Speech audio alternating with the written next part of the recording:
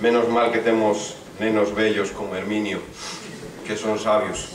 Como un día que lle preguntaron a Isaac Díaz Pardo: segundo vostede, que é o que lle fai falta a Galicia?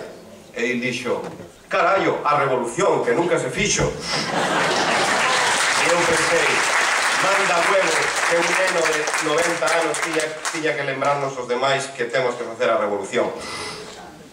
Herminio citou a Noboneira. Noboneira ten un deses poemas sublimes del, un verso que dice: non podo non ser nin ser así. Este sistema está levándonos a sentir que non somos, que somos cadáveres, e a ter a sensación de que non podemos seguir sendo así.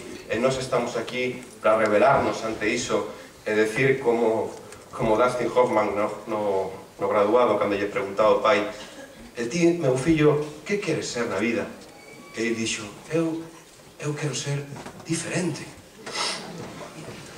Bueno, é un verdadeiro prazer presentar o seguinte compañeiro, porque eu, personalmente, é unha das mellores persoas e máis lúcidas que coñezo neste país chamado Galiza.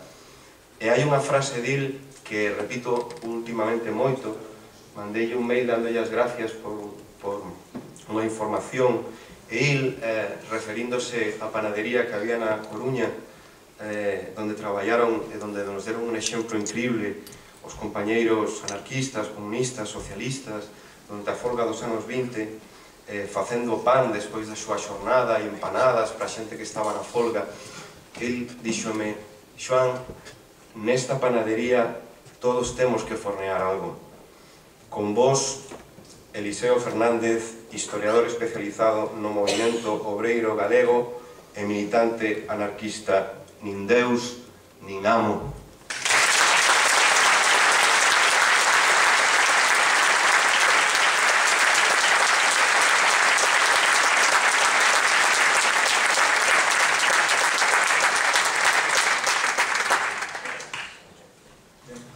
Bo día, non lle fagades moito caso, Xoán. Penso que se cadra un pouco exagerado. Eu quero agradecer o convite a este acto, porque ás veces os anarquistas parece que non estamos nestas cousas, non?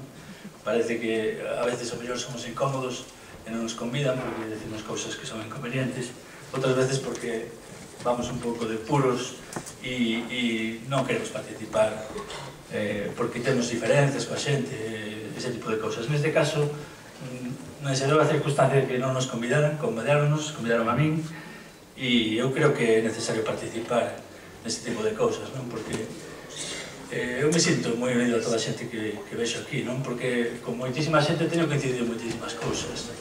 Eu creo que hai un filo invisible que nos une. Temos valores comuns, un camiño longuísimo compartido, e eu creo que hai que facer un traballo común. Un traballo común que ten que partir da xenerosidade, unha relación que saia do recoñecemento de que, ainda que teñamos diferencias, estamos traballando un pouco polo mesmo. E iso creo que é moi importante. A veces iso non pasa, non? E vemos que nos enfrontamos, e a mí me parece que hai algo que é indignante, non? Non ten ninguna justificación que boa parte do esforzo militante de moitísima xente se dirixa ao combate a outras forzas políticas da esquerda. Eu creo que iso é intolerable.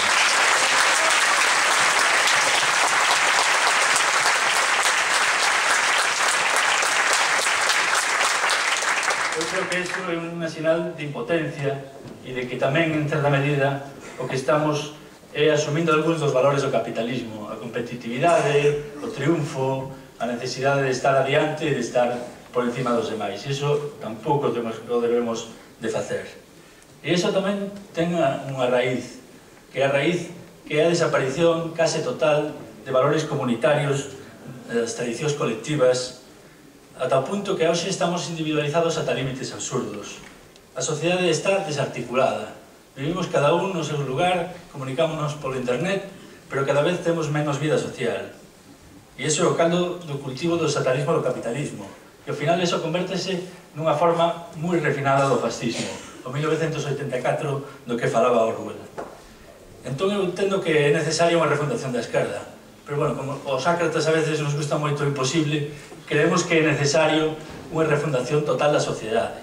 Recuperar un pouco o que son os valores comunitarios dunha cidadanía consciente e participativa. Xuntarnos cada vez máis en comunidades de base e movimentos sociais independentes. Que o espazo social non se vaya reducindo como se reduciu da aldea, aquela aldea antiga na que se traballaba en conxunto, que se vivía en comunidade, se veu para os barrios e que aí cada vez a cousa foi a peor. Agora estamos metidos nos pisos, cada vez máis isolados e indefensos. E iso temos que combatelo, temos que darlle a volta. Construir unha sociedade arriba abaixo, máis democrática, máis reivindicativa. Porque como podemos intentar organizar algo a nivel social para todo o mundo se non coñecemos a noso vecino do edificio? Eso non o podemos facer. Temos que exercer ese papel revitalizador do conxunto da sociedade. E para ello temos unha experiencia histórica. A experiencia histórica do movimento obreiro, a experiencia histórica da aldea galega, da sociedade humana, convivencial e comunitaria que había ali, que ademais foi generadora dunha cultura propia, dunha enorme riqueza e originalidade. Hai algúns problemas que nos vemos para ese camiño, non? Un deles é ese feito de que a esquerda, en certa medida, asumiu acríticamente algún dos valores capitalistas. Un deles é o valor do progreso económico. Parecía, ao final do século XIX, que a sociedade caminaba cara a abundancia, que iba a haber cada vez a tecnoloxía iba a ser cada vez máis potente e que isto se iba a resolver solo, que aquelo iba a levarnos a unha sociedade de felicidade que sería seguramente neste século XXI. E o que vemos hoxe é que unha sociedade cada vez máis mísera. Hai unha miseria social tremenda nos países do terceiro mundo e unha miseria moral tamén tremenda nos países do primeiro mundo. Entón, o que eu creo que a esquerda, no seu conxunto, ten que erguer a bandeira do progreso humano e social fronte á bandeira do progreso económico, que é a bandeira do capitalismo. Por outra banda, e ao mellor aquí discrepamos un pouco, dende as posicións anarquistas temos que un pouco erguer a bandeira da crítica á democracia representativa. Ao mellor eso non estamos sempre de acordo, non? Pero creo que parte da esquerda tamén ten que asumir eso. O resto da esquerda ten que un pouco desfacer esa ilusión que existe de que nesta sociedade a cidadanía decide sobre o seu futuro, porque mentras siga pensando eso vai ser difícil atopar unha saída á crise social. Ao final, o Estado sempre amosa a súa faciana. O Estado naceu e existe para defender o mundo dos negocios, para defender o capitalismo, ainda que sexa a costa dos dereitos das persoas.